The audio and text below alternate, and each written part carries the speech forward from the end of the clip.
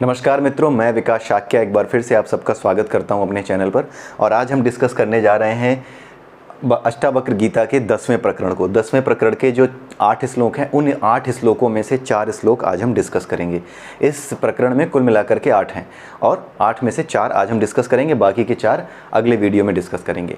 लेकिन हर बार की तरह मैं आपको बता दूं इस बार भी कि अगर आपको भगवद गीता और अष्टावक्र गीता ठीक से समझनी है तो आपको परा अपरा, प्रकृति के 24 तत्व, मन बुद्धि अहंकार समेत शरीर के 5 जो कोश हैं, इन सारी चीज़ों की जानकारी आपको होनी चाहिए। और ये जानकारी हमारी जो भागवत गीता है उसके 13वें चैप्टर में बड़े अच्छे से समझाई गई है, जो 13 चैप्टर है। तो वहाँ से अगर आप भगवत गीता को समझ लेते हैं, 13 चैप्टर को अच्छे समझ लेते हैं और 14 चैप्टर में आप ये समझ लेते हैं कि किस तरीके से प्रकृति के गुण काम करते हैं भगवत गीता में, तो उसके बाद आपके लिए भगवत गीता और अष्टावक्र गीता दोनों को ही समझना काफ़ी आसान हो जाता है। और साथ में अगर 3 उपनिषद और हैं, जैसे केन उपनिषद है, मुंडक उपनिषद है, मांडूक्य उपनिषद है, बहुत से उपनिषद हैं, लेकिन अगर ये कम से कम ये 3 उपनिषद भी आपने समझे हैं, पढ़े हैं, तो भी आपके लिए अष्टावक्र गीता और भगवत गीता इन चीज़ों को समझना और यहाँ तक कि किसी भी जो हमारा सनातन आध्यात्मिक साहित्य है उसको समझने में आपको कोई परेशानी नहीं आती है। वास्तविक जो ज्ञान है वो तो गुरु से ही प्राप्त होता है, उसकी कृपा से ही हमारे भीतर ज्ञान का उदय होता है। लेकिन स्वाध्याय जिसको कहते हैं, जिसके माध्यम से, स्वाध्याय भी एक तरीका होता है जिसके माध्यम से आप खुद अध्ययन करके अपने भीतर आध्यात्मिक चेतना विकसित करने का प्रयास करते हो। और जिस दिन आप अपने आप को इस लायक बना लेते हो कि आध्यात्मिक चेतना आपके भीतर जागने लायक है, या आप ईश्वर के प्रति, परमात्मा के प्रति सरेंडर करने लायक हो और गुरु के प्रति सरेंडर करने लायक हो, तो उसी दिन गुरु नाम की ऊर्जा का आपसे मेल हो जाता है। आप गुरु को नहीं खोजते हो, गुरु आपको खोजता है। आपको लगता है कि आपका गुरु आपको मिला, सदगुरु आपको मिला, लेकिन ये सब प्रकृति के खेल हैं। इस प्रकृति के खेल में जो ऊर्जा जिस ऊर्जा से मेल खाती है उस ऊर्जा की तरफ अपने आप खिंची चली आती है। यही इसका नियम है। और इसीलिए कहा जाता है कि आप गुरु को नहीं खोजते, वो ऊर्जा जो सात्विक ऊर्जा है, परम सात्विक ऊर्जा है, वो आपको खोजते हुए चली आती है, क्योंकि आप नहीं जानते कि उस ऊर्जा से मिलना कैसे है। ये प्रकृति निर्धारित करती है कि आपने अपने भीतर वैसी ऊर्जा, जिसको आध्यात्मिक ऊर्जा कहते हैं, वो उत्पन्न कर ली है या नहीं। और वो आपको करनी नहीं पड़ती, आपको केवल और केवल वासनाओं का त्याग करना होता है, आपको अपनी तृष्णाओं का त्याग करना होता है। और उसके साधन क्या क्या हैं? उसके साधन हैं आपके कर्म योग, ध्यान योग, ज्ञान योग, भक्ति योग। ये सारे साधन जो कि भगवद गीता में बताए गए हैं, ये वो योग हैं, ये वो साधन हैं। ठीक है, उन साधनों के बाद जब आप समर्पित हो जाते हैं, समर्पण की स्थिति में होते हैं, निरंतर अपने आप में स्थित हो जाते हैं, अपने आप को आत्मा के रूप में जान जाते हैं, परमात्मा के दर्शन आपको हो जाते हैं कि हाँ, आप अपनी आत्मा को जान करके ये जान जाते हैं कि ये आत्मा उसी परमात्मा से है और वही वास्तविक शांति का सर्वोत्तम या के लिए सर्वोच्च स्रोत है। तब आप क्या होते हो? पूरी तरह से वासना विहीन होकर के चाहे कोई काम करो इस संसार में रहते हुए, आप निरंतर मुक्त अवस्था में रहते हो। मुक्ति के लिए मरना जरूरी नहीं है, मुक्ति कोई जगह नहीं है जहाँ जाना है। मुक्ति एक स्थिति है जिसे इस संसार में रह के ही अनुभव किया जा सकता है। ठीक है, तो इस संसार में रह करके जब आप इन सभी तृष्णाओं से, वासनाओं से अलग हो जाते हो और तब अपने काम करते हो, तब इस संसार को देखते हो, तब आप एक सही दृष्टि के साथ इस संसार को देख पाते हो। और वही स्थिति मोक्ष की स्थिति कही जाती है।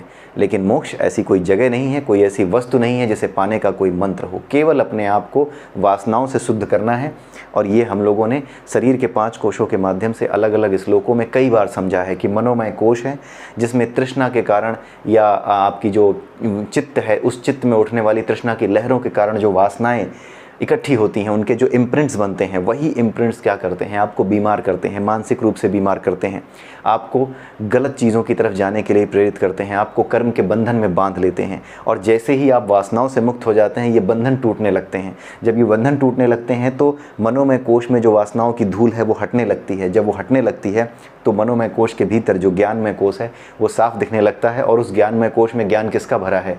अपरा का भी भरा है, परा का भी भरा है। और आप निर्णय ले पाते हो कि आपको जाना किधर है, वास्तविक ज्ञान का निर्णय आप लेने लगते हो। लेकिन इस ज्ञान को भी छोड़ करके जब वास्तविक रूप में कि ये ज्ञान भी किसी के कारण है, और वो कारण कौन है? वो है आत्मा, जो कि परमात्मा का ही अंश है, उसमें पहले से ही ज्ञान है और वही ज्ञान का स्रोत है, और उस आत्मा का भी स्रोत परमात्मा है। तब आप इस ज्ञान से भी मुक्त हो जाते हो कि इस ज्ञान के भी स्रोत वो हैं, तो इस ज्ञान को क्या महत्व दूँ? ये ज्ञान तो ठीक है जो मुझे पता है, इस ज्ञान को महत्व क्या दूँ? पता होने के बावजूद भी मैं महत्व क्या दूं? क्यों? क्योंकि महत्वपूर्ण कौन है? जो इस ज्ञान का स्रोत है, उसी ने सब कुछ प्रकट किया है। ठीक है, इसीलिए जब आपके लिए वो ज्ञान का मुख्य स्रोत जब आपके लिए मुख्य हो जाता है, जो ज्ञान को बनाने वाला है, जो ज्ञान को देने वाला है, जिसकी वजह से ज्ञान है, परमात्मा के पास ज्ञान नहीं है, परमात्मा खुद ज्ञान है, परमात्मा स्वयं ज्ञान है। तो जब आप ये जान जाते हो कि परमात्मा ही वो ज्ञान है जिससे सारा ज्ञान निकला हुआ है, तो फिर इस ज्ञान की नहीं, ज्ञान का जो स्रोत है उसकी महत्ता या उसका महत्व अधिक है, उसी का महत्व है, असल में सर्वोत्तम महत्व उसी का है। तो जब ये स्थिति आ जाती है व्यक्ति की, जब वो इस बात को समझ जाता है कि सर्वोत्तम महत्व, सर्वोच्च महत्व उसका है जो कि ज्ञान का स्रोत है, न कि उसका जो कि ज्ञान है। ठीक है, ज्ञान का अपने आप में ज्ञान का कोई महत्व नहीं है, ज्ञान के स्रोत का जो स्वयं ज्ञान स्वरूप है उसका महत्व है। तब व्यक्ति किस स्थिति में कहा जाता है? तब व्यक्ति मुक्ति की स्थिति में कहा जाता है। ठीक है, और यही यहाँ पर आज के इन 4 श्लोकों में अष्टावक्र जी के जो 10वां प्रकरण है अष्टावक्र गीता को, उसमें इन 4 श्लोकों में यही बात हम समझने की कोशिश करेंगे। तो पहले श्लोक में अष्टावक्र जी जनक को ये बता रहे हैं, इन सब में तृष्णा को त्यागने की ही बात कर रहे हैं, यानी वासना को त्यागने की ही बात कर रहे हैं। तो पहले श्लोक में अष्टावक्र जी जनक को ये कहते हैं कि वैर रूपी काम, काम यानी जो इच्छाएँ हैं, जो इच्छाएँ हम करते हैं, वो इच्छाएँ किस वजह से हैं? चित्त की वासनाओं की वजह से हैं। चित्त की वासनाएं मन का रूप लेती हैं, मन का रूप लेकर के वो उसकी तरफ भागती हैं। जो वासनाएं पूरे करने के साधन हैं, इंद्रियां हमारा काम करने लगती हैं उसी वासना को पूरा करने के लिए। तो यही जो चीज़ है, ये जो काम है, यही हमारा शत्रु है। क्यों? क्योंकि ये हमें इंद्रिय विषयों में उलझा करके किससे दूर करेगा? हमारे वास्तविक स्वरूप से। जो कुछ भी हमें हमारे वास्तविक स्वरूप से, यानी आत्म स्वरूप से, आत्मबोध से, जैसे गौतम बुद्ध कहते थे ना, अपदीपो भव, अपने दीपक स्वयं बनो। जो अपना दीपक बनने से तुम्हें रोके, जो अपना ज्ञान होने से तुम्हें रोके, आत्मज्ञान होने से तुम्हें रोके, आत्मबोध होने से तुम्हें रोके, वही वैरी है, यानी वही शत्रु है। तो शत्रु कौन हुआ? शत्रु केवल वही है जो आत्मज्ञान से तुम्हें रोके। कहने को कोई तुम्हारा कितना भी बड़ा मित्र हो, लेकिन अगर वो मित्र तुम्हें अपने बोध की तरफ जाता हुआ देखकर रोकने का प्रयास करे, आत्मबोध की प्राप्ति में वो मित्र अगर बाधक हो, तो उसे मित्र मत समझो, वो शत्रु ही है। उससे धीरे धीरे आपको दूरी बनानी होगी, आपको दूर उससे होना होगा। तो बैर रूपी काम और अनर्थ से भरे अर्थ, अनर्थ से भरे अर्थ, अनर्थ से भरा अर्थ क्या है? अर्थ का मतलब क्या है? धन दौलत, ये सारी चीज़ें। तो अनर्थ से भरा अर्थ का क्या मतलब है? धन दौलत तो अर्थ हो गया, लेकिन अनर्थ से भरा क्या हो गया? जब इसका व्यवहार अपनी कामना पूर्ति के लिए, अपनी वासना पूर्ति के लिए किया जाए, जब अपनी इच्छाओं की पूर्ति के लिए, जब अपने समाज में मान सम्मान के लिए या अपनी इच्छाओं को और बढ़ाते जाने के लिए इस अर्थ का इस्तेमाल, यानी इस धन का इस्तेमाल किया जाए, ऐसा धन जो रजोगुण में वृद्धि करे हमारे अंदर, सत रज और तम, इन 3 गुणों के बारे में भगवद गीता के 14वें चैप्टर में आप पढ़ लीजिएगा। हमारे इस चैनल पर भी 14वें चैप्टर की पूरी प्लेलिस्ट है, वहाँ जाकर भी आप देख सकते हैं। तो अनर्थ से भरा अर्थ क्या है? जो हमारे रजोगुण में वृद्धि करे, ऐसा धन जो हमारे आने के बाद हमारे लालच में और वृद्धि करे, हमारे पास आने के बाद हमारे लालच में और वृद्धि करे, हमारे भीतर जो तमोगुण है उसमें और वृद्धि करे। तो ऐसा धन क्या है? ऐसा अर्थ क्या है? ऐसा अर्थ अनर्थ से भरा है। क्यों? क्योंकि अगर हमारे रजोगुण और तमोगुण में वृद्धि हो रही है तो वासना की धूल मनोमय कोश में और ज़्यादा बढ़ती चली जाएगी, वासना के बीज और ज़्यादा बोते आप चले जाओगे अपने मनोमय कोश में। तो ये क्या करेगा? ये आपको फिर से अपनी आत्मा से दूर करेगा। जो कुछ भी आपको अपनी आत्मा से, आत्मबोध से, अपने वास्तविक स्वरूप से दूर करे, वो क्या है? वही आपका शत्रु है। ठीक है, तो ये जितना भी अनर्थ से भरा अर्थ है, यानी वो पैसा जो समाज के कार्यों में नहीं लग रहा, जिसका आप त्याग पूर्वक भोग नहीं कर रहे, जिसको इसलिए इकट्ठा कर रहे हो कि इसके बाद और इसके बाद और इसके बाद और करता जाऊंगा, और समाज के विषय में नहीं सोच रहे कि जितना कुछ आपने कमाया है, क्या इसका कोई हिस्सा समाज के काम आ सकता है? क्या हमारे घर परिवार और इन अपने बाल बच्चों के अलावा क्या इन पैसों का कोई हिस्सा मैं समाज के हित में लगा सकता हूं क्या? और क्या अपने परिवार को भी समाज के उस हित कार्य के लिए प्रेरित कर सकता हूं क्या? इस धन के माध्यम से क्या मैं किसी और विशेष प्रयोजन को, जो कि समाज के लिए भले का हो, क्या मैं वो काम कर सकता हूं? करुणा से उत्पन्न होने वाली भावना, जैसे गरीबों के लिए कुछ कर दिया, जैसे किसी अनपढ़ के या किसी लाचार के लिए जो कि नहीं अपनी शिक्षा पूरी कर सकता, उसकी शिक्षा की व्यवस्था करने के लिए क्या हम कुछ कर सकते हैं? ऐसी बातें जिसके मन में नहीं आती, जो सिर्फ अपने लिए सोचता रहता है, वो अनर्थ से भरा अर्थ कमा रहा है। उसका धन ही अनर्थ है, उसका अर्थ यानी धन जो कमा रहा है वो अनर्थ है, वो अर्थ नहीं है, अनर्थ है उसके लिए। क्यों? क्योंकि वो त्यागपूर्वक भोग नहीं कर रहा, वो सब कुछ अपने लिए इकट्ठा कर रहा है, और इतना ज़्यादा इकट्ठा कर रहा है कि कुछ हिस्सा उसका रखा हुआ है, उस धन का कुछ हिस्सा रखा हुआ है और इस तरह से रखा हुआ है कि जीवन भर रखा ही रहेगा और समाज के वंचित और जो ऐसे लोग हैं जो स्वयं कुछ नहीं कर सकते, लाचार हैं, उनके किसी काम नहीं आ सकेगा। तो ये अर्थ क्या हो गया? ये अनर्थ ही तो हो गया। आपके पास पड़ा रहा, आप छुपाए रखे रहे, कहीं दबाए रखे रहे, इनकम टैक्स की नज़र न पड़ जाए इसलिए कहीं छुपाए रखे, आपने उसको समाज कार्य में, समाज के हित के कार्य में लगाया ही नहीं। जितना पैसा आपके काम का था उतना पैसा आप लगा सकते थे अपने जीवन के लिए, आप उसके लिए अपना काम कर सकते थे, लेकिन आपने उससे ज़्यादा का सोचा। ये भी है, वो भी है, उसको भी कर लो, इसको भी कर लो, आप सिर्फ अपने लिए इकट्ठा करते रहे, ठीक है, जबकि आप शांति से जीवन जी सकते थे और समाज के काम भी आ सकते थे। तो जो इस तरह से धन का भोग करते हैं, अगर आप देखें तो यही जो इस तरह के लोग होते हैं जो बहुत ज़्यादा धन को महत्व देते हैं, वही क्या करते हैं? समाज में असमानता का कारण बनते हैं और संपन्न होते हुए भी, धन होते हुए भी समाज की सहायता नहीं करते। कई बार चाणक्य ने एक बार कहा था इस बात को कि जो व्यक्ति ज़्यादा कमाता है, जो व्यक्ति समाज में कमा रहा है, समाज से ले रहा है, क्या उसका उत्तरदायित्व तो नहीं है कि वो समाज को उतना ही अधिक वापस दे? तो उससे उतना ही अधिक कर क्यों न लिया जाए? उससे कर लेना चाहिए उतना ही ज़्यादा। ये जो कर की व्यवस्था है, ये अगर ये व्यवस्था ना हो तो हर कोई टैक्स ना दे, जेल जाने का डर ना हो तो कोई टैक्स ना दे, जबकि ये कर्तव्य है टैक्स देना, ठीक है। तो ये जो टैक्स देने का कर्तव्य है ये वहीं से आया है, इसका कॉन्सेप्ट वहीं से है कि आप समाज से जो ले रहे हैं वो समाज को वापस कीजिए, ठीक है। लेकिन लोग क्या करते हैं? इसे चुराने की, इसे बचाने की कोशिश करते हैं। तो ऐसा अर्थ क्या है? अनर्थ है, ठीक है। और दोनों के कारण रूप धर्म की उपेक्षा कर, और इन दोनों के कारण रूप धर्म, इन दोनों का धर्म क्या है?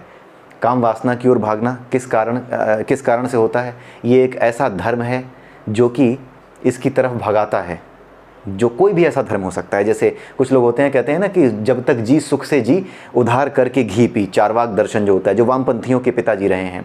वामपंथियों का जो वास्तविक दर्शन है वो चारवाक दर्शन ही है। अगर आपको ये समझना है कि वामपंथी क्यों इस तरह के हैं, तो आप चारवाक दर्शन पढ़िए और किसी वामपंथी से बात करके देखिए, आपको चारवाक की हर बात बोलता हुआ वो मिल जाएगा, क्योंकि दिमाग नहीं होता उसके पास, वो अपने दिमाग का इस्तेमाल कर ही नहीं सकता। कॉमन सेंस नाम की चीज़ एक वामपंथी में होती ही नहीं है। वो क्या करता है? वो चारवाक दर्शन या किसी की किताब से सुना हुआ, किसी के मुंह से सुना हुआ, जो बड़ा फैसिनेटिंग सा लग रहा है, जो किसी को बोलने पे ऐसा लगेगा कि वाओ, एक माचो टाइप की फीलिंग आ जाएगी, वो जो माचो मैन वाली फीलिंग है ना, उस फीलिंग के साथ वो जीता है, एक भ्रम में जीता है। उसे क्या लगता है? वाओ, ये बात बोली है, ये कहीं बोलूँगा ना तो लोग बोल नहीं पाएंगे, मज़ा आ जाएगा इस बात को बोल के। वो इसलिए इस बात को बोलता है, वो अपनी बुद्धि इस्तेमाल नहीं करता। उसे सिर्फ इस बात से मतलब होता है कि मुझे ज़्यादा स्टाइलिश दिखने का मौका कैसे मिलेगा, मुझे ज़्यादा महत्वपूर्ण दिखने का मौका कैसे मिलेगा। और इसी महत्व की आग में वो क्या करता है? ऐसी ही फालतू बातें सीख लेता है और ऐसी ही फालतू बातें समाज के सामने रखता है। तो आप चारवाक दर्शन जरूर पढ़िए, लेकिन उसमें फंसिएगा मत, फंसेंगे भी नहीं, क्योंकि आपको इन चीज़ों का पता है। लेकिन आप चारवाक दर्शन पढ़िए, इसलिए पढ़िए ताकि आपको ये पता चल सके कि जो वर्तमान समाज है वो किस तरह का है। आपको कोई जो है डेटा साइंस की ज़रूरत नहीं है, किसी तरह के सर्वे की ज़रूरत नहीं है। आप सिर्फ और सिर्फ चारवाक दर्शन पढ़ लीजिए, आपको पता चल जाएगा कि संसार कैसा है, वर्तमान संसार कैसा है, ठीक है। तो यहाँ पर ये कहा जा रहा है कि इनका कोई भी धर्म हो, जिस धर्म की वजह से भी तुम ये कर रहे हो, अगर तुम धन कमाने को ही, अपनी कामना पूर्ति को ही अपना धर्म समझते हो और इस तरह से अर्थ कमाने को कि सिर्फ अपने लिए कमाया जाए, इसे ही अपना धर्म समझते हो, किसी भी फिलॉसफी के अंतर्गत तुम्हें अगर ये सही लगता है तो इसकी उपेक्षा करो। कि उपेक्षा, त्यागने की बात नहीं कर रहे हैं, उपेक्षा की बात कर रहे हैं। त्यागने की बात क्यों नहीं कर रहे? क्योंकि आप कुछ त्याग सकते ही नहीं। कुछ आपका इस संसार में होगा तब तो आप त्यागोगे, लेकिन उपेक्षा की बात की जा रही है। उपेक्षा की बात क्यों की जा रही है?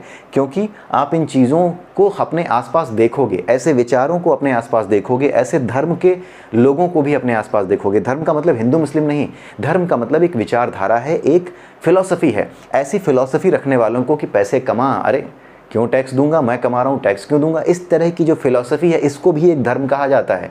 कोई भी फिलॉसफी जो एक विशेष विचारधारा को जन्म दे वो धर्म अपने आप कही जाती है, भले उसको कोई नाम हो चाहे ना हो, वो अपने आप में एक धर्म है। तो ऐसे किसी भी धर्म को त्यागने की बात नहीं कर रहे, बल्कि कह रहे हैं कि ऐसे धर्म तो तुम्हारे आसपास रहेंगे, तुम इनकी उपेक्षा करो, मतलब इन पे ध्यान मत दो, ठीक है। अब आपके आसपास बहुत सी चीज़ें हैं, बहुत से चीज़ें बज रही हैं, बहुत से गाने बज रहे हैं, बहुत सी बातें हो रही हैं, बहुत सी चीज़ें आपको दिख भी रही हैं, लेकिन इन चीज़ों में से कौन सी चीज़ आपको ग्रहण करनी है? इन बातों में से जो बातें आप सुन रहे हो, किस बात पर ध्यान देना है, किस पर नहीं ध्यान देना है, इसका निर्णय तो आप स्वयं करते हो। जब आप निर्णय करते हो कि क्या सुनना है क्या नहीं सुनना है, तो आप क्या करते हो? जिन चीज़ों को नहीं सुनना चाहते, जिन चीज़ों को नहीं देखना चाहते, आप क्या कर रहे हो? आप उसकी उपेक्षा कर रहे हो। बस यही उपेक्षा करनी है। कहने का मतलब ये है कि ये सारे धर्म, इस तरह के सारे विचार इस संसार में आसपास आपके टहल रहे होंगे, लोग इस तरह के होंगे आसपास, लेकिन आप इनकी उपेक्षा करो, इनसे नफरत मत करो, इनसे लड़ो भी मत। बस सीधे मुस्कुरा के निकल लो कि नहीं, ये हमारे काम का नहीं है, उपेक्षा करो इसकी, उपेक्षित रखो इसकी। ठीक है, उपेक्षा का अर्थ आप लोग जानते ही होंगे। तो यही चीज़ यहाँ बताई गई है कि उपेक्षा करो, त्याग करने की आवश्यकता नहीं होती, क्योंकि त्याग आप कर ही नहीं सकते, त्याग तो हो जाता है। ये सब चीज़ें होती हैं, आपको सिर्फ एक काम करना होता है, जो आपके हाथ में होता है वो होता है तब तक जब तक कि आप जो है सही मार्ग पर ना आ जाएं, आत्मज्ञान की प्राप्ति के मार्ग पर ना आ जाएं, तब तक आपको प्रयास करने होते हैं अपनी वासना से दूर हटने के। उसके लिए जो 3 साधन बताए गए हैं भगवत गीता में, भक्ति, ज्ञान, कर्म और चौथा ध्यान, ये 4 साधन जो बताए गए हैं, इनमें से किसी एक साधन के माध्यम से आप केवल अपनी वासना को दूर करते हैं। आपको कुछ नहीं करना होता, बिल्कुल कॉम्प्लेक्स नहीं है ये, बिल्कुल भी कॉम्प्लेक्स नहीं है। जिस चीज़ को मुक्ति या जिस चीज़ को मोक्ष कहते हैं, बिल्कुल भी कॉम्प्लेक्स नहीं है। अपनी तृष्णा से, अपनी वासना से दूर रह करके जब आप काम करते हो, जब आप अपने वास्तविक रूप को जान जाते हो, तो आप में लालच नहीं होगा, आप समाज के लिए एक उपयोगी व्यक्ति होगे। जब आप अपने मन में लालच और वासना रखोगे, इच्छाएं रखोगे, तो समाज के लिए आप सही काम नहीं करोगे। जो व्यक्ति रजोगुणी है, अगर एक पुलिस वाला भी रजोगुणी है, वो शासन का हिस्सा है, लेकिन वो रजोगुणी है, उसे भी अपना घर बनाना है, उसे भी बड़ी बड़ी गाड़ियाँ खरीदनी है, और पता चला कि कहीं कुछ गलत हो रहा है, किसी बड़े आदमी ने कुछ गलत किया है, उसके खिलाफ कुछ बोल नहीं सकता। क्यों? क्योंकि बोल दूंगा तो ट्रांसफ़र कर देगा, हो सकता है फंसा दे, कहीं हो सकता है कि कहीं नौकरी ना चली जाए, हो सकता है कि किसी परेशानी में ना आ जाऊं, तो मैं जो घर, गाड़ी, बंगला बनाना चाहता हूं, ये सब कैसे होगा, बेहतर है चुप रहो। तो अपने कर्तव्य से वो दूर चला जाता है। क्यों होता है ये भय क्यों है? क्यों? क्योंकि इच्छा है। तो इच्छाएं ही क्या करती हैं, समाज में बवाल करने का काम करती हैं। इन वासनाओं से ही समाज में उथल पुथल मचती है। ठीक है, इसीलिए इन चीज़ों की उपेक्षा करो, न डरो न किसी को डराओ, उपेक्षित रखो। अगर इस तरह की चीज़ कहीं हुई भी है, उपेक्षित रखो, अपना कर्तव्य देखो।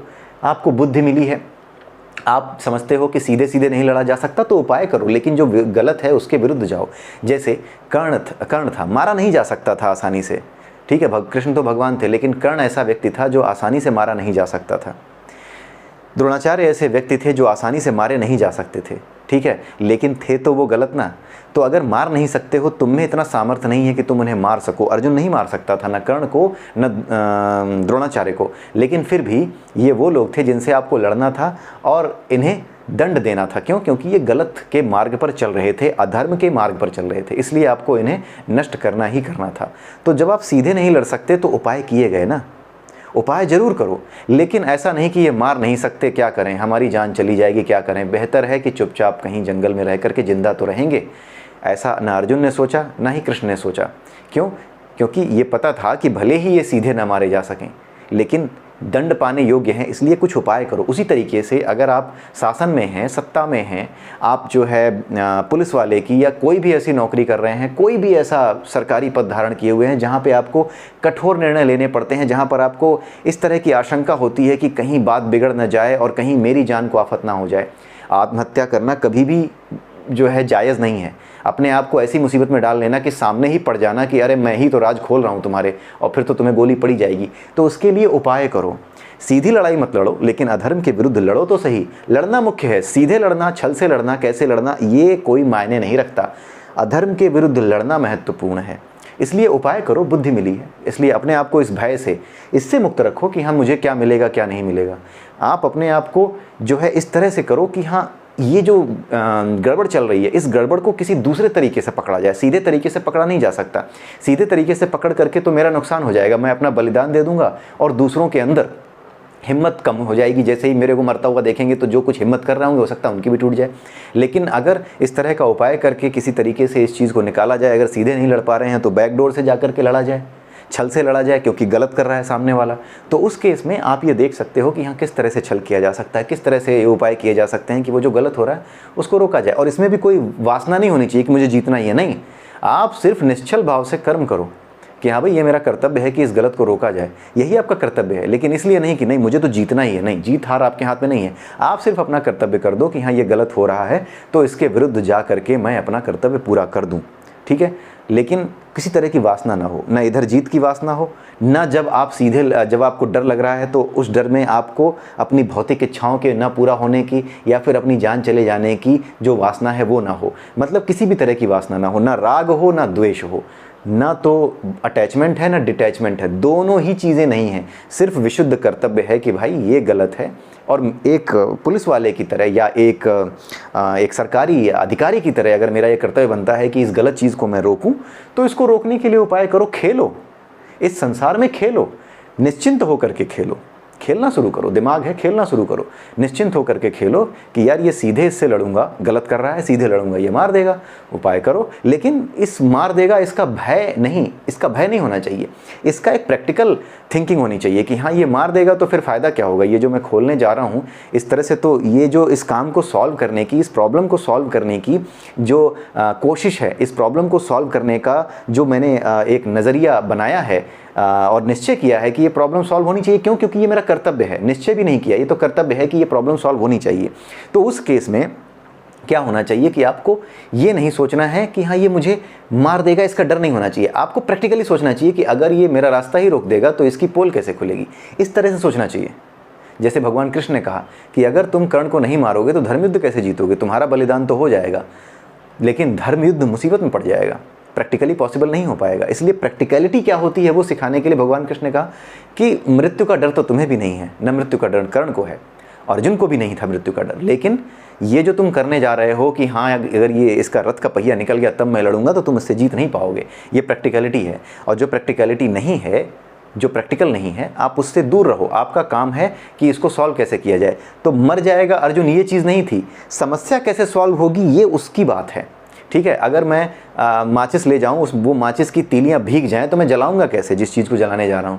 तो कुल मिलाकर के इस माचिस की तीली को सूखा रखना तो ज़रूरी है ना। उसी तरीके से आपको सुसाइड करने की क्या ज़रूरत है, आपको बुद्धि मिली है, इस संसार मिला है, खेलिए। मृत्यु से कभी मत डरिए, हो सकता है कि कोई राज खुल जाए, हो सकता है कोई बात खुल जाए, लेकिन अगर आप किसी अच्छे उद्देश्य के लिए गए हैं, जैसे कि बहुत बड़े बड़े जो जासूस होते हैं अपने देश की रक्षा के लिए दूसरे देशों में जाते हैं, वहाँ पकड़े गए तो मारे ही तो जाएंगे, तुरंत मार दिए जाएंगे, लेकिन वो जाते हैं और वो अपनी पहचान छुपाते हैं। क्यों छुपाते हैं? क्योंकि ये तरीका है, ये टेक्निकल एस्पेक्ट है। तो ये चीज़ें सोच करके अगर आप देखोगे तो इसमें कई लोगों को लग सकता है कि यहाँ पर भी तो जीत की भावना है। नहीं, जीत और हार की भावना ही नहीं रखनी है। सिर्फ और सिर्फ ये रखना है कि ये काम है, इसको करना है क्योंकि ये मेरा कर्तव्य है। उसमें मृत्यु से भय का काम नहीं है। और कई बार ऐसा भी लगता है कि हाँ ये काम हो जाएगा, लेकिन इसकी कीमत मेरा जीवन है। ये काम तो हो जाएगा लेकिन ये तभी संभव हो पाएगा जब मेरा जीवन है, तो उस समय जीवन भी दे दिया जाता है। जैसे सैनिक होता है, उसे पता है कि ये जो दुश्मन है ये रुकेगा तभी जब मैं अपने आप को उड़ा दूं, जब मैं अपने आप को मार दूं, तो मैं इसको रोक पाऊंगा। जैसे कई बार आपने देखा होगा कि कोई सैनिक था जो अपने ऊपर बम बांध करके इसलिए उड़ गया ताकि जो सामने की सेना आ रही है वो इधर से आगे ना जा पाए, उसके आगे ना जा पाए, तो खुद को ही मार लिया उसने। तो इस तरह से डिसीजन जो लेता है, जो सर्वोच्च बलिदान करते हैं जो लोग, उनके लिए बात की जा रही है। लेकिन इसके लिए आपको ये समझना होगा कि आप किस रोल में हैं। एक सैनिक ही ऐसा कर सकता है, एक पुलिस वाला ही गलत के विरुद्ध एक्शन ले सकता है। एक सामान्य व्यक्ति गलत के विरुद्ध एक्शन नहीं ले सकता। उसका कर्तव्य अगर नहीं है तो वो सिर्फ और सिर्फ इतना कर सकता है कि थाने में जाके रिपोर्ट लिखा दे या गुप्त रूप से जानकारी दे दे। ठीक है, तो ये चीज़ समझाई गई है। यही है, ना तो द्वेष करना, ना राग करना, ना प्रेम करना, ना नफरत करना। इसी को कहते हैं बिल्कुल बैरागी होकर के अपना कर्म बिल्कुल स्वभाव से करना, जो आपका कर्तव्य है उसको करना। ठीक है, इसको कहते हैं। दूसरा श्लोक भी बड़ा सिंपल है। मित्र खेत, यानी जो भी हमारे मित्र खेत, धन, पत्नी जो भी हैं, ये सब, इन सब चीज़ों को तुम एक सपना समझो। अब इसको समझाने की ज़रूरत नहीं कि ऐसा क्यों कह रहे हैं कि इसे सपना समझो, क्योंकि ये सब क्या है, हमें जीवन मिलता है और जब तक जीवन रहता है तभी तक हैं। लेकिन वास्तविक चीज़ क्या है? ये शरीर नहीं है, ये आत्मा है। ये आत्मा से इनका कोई संबंध नहीं होता। आत्मा किसी की संबंधी नहीं है और आत्मा सबको बनाने वाली है, किसी की संबंधी नहीं है। तो इसीलिए जो कुछ भी रिश्ते तुम्हें भौतिक संसार में दिख रहे हैं उन्हें सपनों की तरह जान, उन्हें इंद्रजाल की तरह जान। जैसे इंद्रजाल में क्या होता है, जो कुछ सही नहीं है वही सही दिखता है, भ्रम में डाल करके व्यक्ति को सोचने में मजबूर करता है, उसे वहीं बांध लेता है। तो इसीलिए इस संसार को तुम्हें इंद्रजाल समझना होगा, क्योंकि ये भी तुम्हें ऐसे ही बांध लेता है। और साथ में ये कहा गया है कि इन चीज़ों को इंद्रजाल क्यों समझो, क्योंकि ये 3 से 5 दिन तक रहने वाली चीज़ें हैं। मतलब एक जो कहा जाता है ना कि 4 दिनों की बात है, 4 दिन की ज़िंदगी है, वैसे ही यहाँ पे अष्टावक्र जी कह रहे हैं कि ये 3 से 5 दिन तक टिकने वाले हैं, इससे ज़्यादा इनका कोई महत्व नहीं है। ठीक है, तीसरे श्लोक में अष्टावक्र जी कहते हैं कि जहाँ तृष्णा है वहीं संसार है। संसार में हम उलझते कब हैं? संसार यानी अपरा, अपरा में जो वासनाएं हैं उसमें जब हम उलझते हैं तो हम कहते हैं हम संसार में उलझ गए हैं। यही चीज़ यहाँ बताई गई है कि जहाँ पर तृष्णा है वहीं पर संसार है। आगे कहा गया है कि प्रौढ़ वैराग्य को आश्रय कर वीत तृष्णा को प्राप्त होकर सुखी हो। अब यहाँ पे दो शब्द आते हैं, प्रौढ़ वैराग्य और वीत तृष्णा।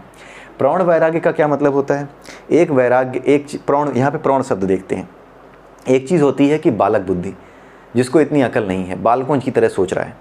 तो वो जो बालकों की तरह सोच रहा है वो कभी इधर जाएगा, कभी उसका मन उधर भागेगा, कभी कोई चीज़ सही लगेगी, वही चीज़ अगले पल गलत लगेगी, या उसमें तर्क वितर्क करके वो कुछ और निकालने की कोशिश करेगा। तो वो क्या है? वो अनुभवहीन है। लेकिन जो प्रौढ़ होता है, जो वृद्ध हो जाता है, जो जीवन को अच्छे तरीके से जी चुका होता है, काफ़ी समय तक जी चुका होता है, वो प्रौढ़ हो जाता है। तो उसके प्रौढ़ हो जाने से उसकी बुद्धि ज़्यादा बेहतर होती है, वो निर्णय लेने में ज़्यादा स्पष्ट होता है। इसी तरीके से ये कहा जा रहा है कि अगर वैराग्य लेते हो तो ऐसा वैराग्य लो जो समझदार वाला वैराग्य हो। प्रौढ़ वैराग्य यानी, प्रौढ़ वैराग्य क्या? प्रौढ़ वैराग्य में ये बातें नहीं आनी चाहिए कि मैं इसको त्यागूंगा। प्रौढ़ वैराग्य में ये समझ होनी चाहिए कि मैं उपेक्षा करूंगा, हर चीज़ का भोग करूंगा, संसार का भी भोग करूंगा, लेकिन उपेक्षित रख के, क्योंकि इस संसार में आए हो तो खाना जरूरी है, नहीं तो जियोगे कैसे। लेकिन ये इस तरीके से कि हाँ खा लो, लेकिन खाने को जीवन मत समझो। जीने के लिए खाओ, खाने के लिए मत जियो। जो इस तरह से सोचेगा वही क्या है? वही प्रौढ़ वैराग्य को प्राप्त है। जो इस तरह से विचार कर पाता है उसी का वैराग्य क्या है? प्रौढ़ है। जो ये सोचता है कि मैं अपने रुपए पैसे का त्याग करके सन्यासी हो जाऊंगा, ये प्रौढ़ वैरागी नहीं है। जो ये सोच रहा है कि वो त्याग कर सकता है वो अभी भी अहंकार में है, क्योंकि वो ये सोच रहा है कि कुछ उसका है जिसका वो त्याग कर सकता है। जो ये सोचे कि नहीं मुझे त्याग नहीं करना है, सहर्ष ही समझ करके कि हाँ ये तो कर्तव्य बनता है, ये तो हमें जो है करना चाहिए, हमें अपने धन का, हमें अपने कमाए हुए धन के एक हिस्से का समाज के भले के लिए इस्तेमाल करना चाहिए। जो इस तरह से सोचता है कि मुझे उपेक्षित रखना है इन चीज़ों को, बल्कि मुझे त्याग नहीं करना, बल्कि ये स्वभाव से ही करना है, ठीक है, ये स्वभाव से ही होना चाहिए, मुझे त्याग नहीं करना, त्याग तो हो जाएगा, मुझे सिर्फ इनमें वासना नहीं रखनी। त्यागते समय ये नहीं सोचना कि अरे मैं अपना दे रहा हूँ ना, आप सिर्फ उसे स्वभाव से करिए कि हाँ यही स्वभाव होना चाहिए मेरा, कि जो कुछ मेरे पास है उसमें से जितना भी कुछ मैं समाज को दे सकता हूँ वो मैं सहर्ष दूँ। ये ना सोचूं कि मैं त्याग रहा हूँ। नहीं, आप कुछ त्याग नहीं सकते, ये कुछ आपका नहीं है। जो कुछ आपका होगा वही तो आप त्याग सकते हो। आपका इस संसार में कुछ है ही नहीं तो त्यागोगे क्या? तो यही चीज़ है। तो प्रौढ़ वैराग्य क्या है? प्रौढ़ वैराग्य वो है जो उपेक्षा करना सीख जाता है, जो त्यागना नहीं सीखता, उपेक्षा करना सीखता है। संसार में रहता है लेकिन उपेक्षित रखता है चीज़ों को। खाना खाता है, स्वाद भी लगता होगा खाते समय, लेकिन वो स्वाद में आसक्त नहीं होता। पेट भरने के बाद स्वाद को उपेक्षित कर देता है। पेट भर गया, बेकार में नहीं खाना कि स्वाद के लिए मैं खाता जाऊँ, 2 रोटी एक्स्ट्रा खा लूँ, पेट खराब कर लूँ, ऐसा व्यवहार उसका नहीं होता। कुल मिला के आप ये समझ लो कि वो जीने के लिए खाता है, खाने के लिए नहीं जीता। ऐसा वैरागी, ऐसी सोच रखने वाला वैरागी प्रौढ़ वैरागी होता है, ठीक है। तो इसीलिए अष्टावक्र जी कह रहे हैं कि प्रौढ़ वैरागी बनो और प्रौढ़ वैराग्य का आश्रय लो। प्रौढ़ वैराग्य का आश्रय लेकर के वीत तृष्णा यानी तृष्णा से अलग हो जाओ। तृष्णा, वीत मतलब तृष्णा से अलग होना। ये तृष्णा से अलग होने का साधन है वैराग्य। और वैराग्य के अलग अलग साधन हैं। एक तो आपका भक्ति योग है, एक कर्म योग है, एक ध्यान योग है, एक ज्ञान योग है सब कुछ वही जो भगवद गीता से हम पढ़ते आ रहे हैं, ये विधियाँ हैं, ठीक है। लेकिन एक बार जब सरेंडर हो गया तो फिर इन विधियों का महत्व भी समाप्त हो जाता है, क्योंकि ये विधियाँ पहुँचने का साधन है ईश्वर तक, उसके आगे इनका महत्व नहीं रह जाता, ठीक है। लेकिन इन विधियों के माध्यम से ही आप वहाँ तक पहुँचते हो, इसीलिए विधियाँ आदरणीय हैं, ठीक है। महत्व होना और आदर होना दोनों में अंतर है। महत्व किसी समय किसी चीज़ का भले ही समाप्त हो जाए, जैसे आज की डेट में मेरे पास अगर क्लास 4th की बुक हो मैथमेटिक्स की, तो उसका महत्व मेरे लिए नहीं है, उसको हल करने का महत्व मेरे लिए नहीं है, क्योंकि वो चीज़ें मैं जान चुका हूँ। लेकिन क्या वो आदरणीय नहीं है? नहीं, आदरणीय हैं, वो बिल्कुल हैं। क्यों? क्योंकि उनको सीखे बिना मैं आगे की पढ़ाई कैसे कर पाता। आज जो ज्ञान मिल रहा है मैथमेटिक्स को, बड़े बड़े इक्वेशंस में समझ पा रहा हूँ, बड़ी बड़ी साइंस की बुक्स में लिखे हुए इक्वेशंस में समझ पा रहा हूँ, वो किस वजह से? क्योंकि क्लास 3rd 4th सब मैथमेटिक्स पढ़ते हुए मैं आगे आया हूँ, अपनी बुद्धि को विकसित करते हुए आगे आया हूँ। इसलिए उन चीज़ों का महत्व आज भले ही नहीं है, लेकिन वो चीज़ें आदरणीय हैं, उन चीज़ों के होने का महत्व है।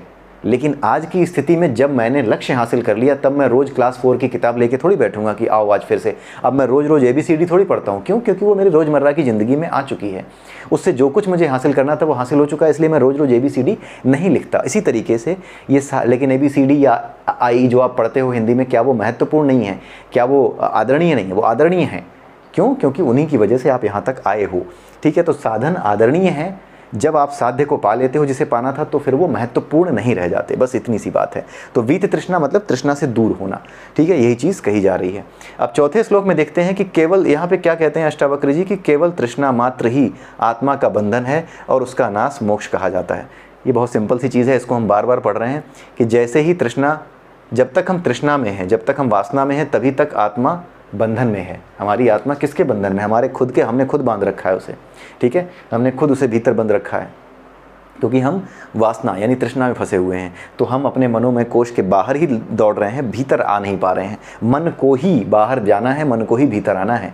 मन ही मनुष्याणाम कारण बंधन मोक्षयो, मन एव मनुष्याणाम कारण बंधन मोक्षयो। यही कहा जाता है कि मन ही मनुष्य के बंधन और मुक्ति का साधन है। दोनों ही काम वही कराता है।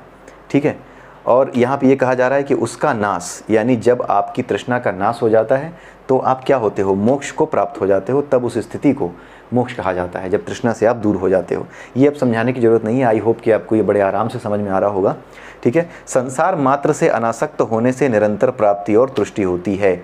जब आप संसार से अनासक्त हो जाते हो, यानी तृष्णा से, जहाँ तृष्णा है वहीं संसार है। तो संसार से अनासक्त होने का मतलब क्या है? तृष्णा को उपेक्षित रखना, तृष्णा के पीछे न भागना। ठीक है, स्वाद के पीछे न भागना। ठीक है, समस्या स्वाद है, जीभ नहीं है। समस्या पेट नहीं है, समस्या भोजन नहीं है, समस्या है स्वाद। स्वाद की कामना समस्या है, जीभ समस्या नहीं है। जीभ अपना काम इसलिए करेगी ताकि आप खाना खा सको। ठीक है, इसलिए वो दी गई है कि आप उसका रसास्वाद ले सको और भोजन आपके भीतर पहुंच सके। ठीक है, इसलिए वो दी गई। इसलिए नहीं दी गई है कि आप स्वाद में पागल होकर के इतना खाओ कि बीमार पड़ जाओ और जीवन को अपने लिए ही बोझ बना लो, दूसरों के लिए फिर क्या करोगे। ठीक है, तो यहाँ पर यही कहा जा रहा है, संसार मात्र से अनासक्त होने पर ही निरंतर प्राप्ति और तुष्टि होती है। किसकी प्राप्ति? किसकी प्राप्ति? जो निरंतर प्राप्ति का क्या मतलब है? निरंतर प्राप्ति का मतलब है उस चीज़ को प्राप्त हो जाना जिस चीज़ के प्राप्त होने के बाद कोई और इच्छा नहीं रह जाएगी, उसी को निरंतर प्राप्ति कहते हैं। जब आप अपने आप को आत्मा के रूप में जान लेते हो, जो वास्तविक रूप में शांत है, स्वभाव से बिल्कुल शांत है, जिसमें कोई गुण नहीं है, जो किसी चीज़ के पीछे नहीं भागता, जब आप उस स्थिति में आ जाओगे तो आप निरंतर प्राप्ति की स्थिति में ही रहोगे। आपको जो चाहिए वो निरंतर प्राप्त है, हर क्षण प्राप्त है। और तुष्टि तो है ही, संतुष्टि आपको हो ही जाएगी। क्यों? क्योंकि आप अपने आप को वास्तविक रूप में जान जाओगे। तब ये जान जाओगे कि इस संसार में जितनी उथल पुथल है, जब हम जानते हैं कि मर जाएंगे, फिर भी ये सारी उथल पुथल पूरे जीवन भर करते हैं, कभी किसी को कष्ट पहुंचाते हैं, कभी किसी को कुछ करते हैं, ये सारी चीज़ें किसी काम की नहीं है। इनसे कोई सुख नहीं मिलने वाला। ठीक है, इनसे कोई तुष्टि नहीं मिलने वाली, इनसे कुछ प्राप्त नहीं होने वाला। वो निरंतर प्राप्ति के साधन नहीं है जो अपरा में है, वो निरंतर प्राप्ति का साधन है जो आत्मा है। आत्मा ही, जब इसमें आप अपने आप में जब संतुष्ट हो गए तो आपको सब प्राप्त हो गया। सीधा सा लॉजिक है। अगर आप अपने आप में संतुष्ट हो तो आपको सब प्राप्त है। बाहर वाले को भले लगे अरे ये तो ऐसे ही पड़ा है, लेकिन आपको सब प्राप्त है अगर आप अपने आप में संतुष्ट हो तो। ठीक है, तो यही चीज़ यहाँ समझाई गई। तो आई होप कि ये 4 श्लोक आपको समझ में आए होंगे। बाकी के 4 श्लोक अगले वीडियो में देखेंगे। तब तक के लिए जय श्री राधे, जय श्री कृष्णा, जय श्री राम।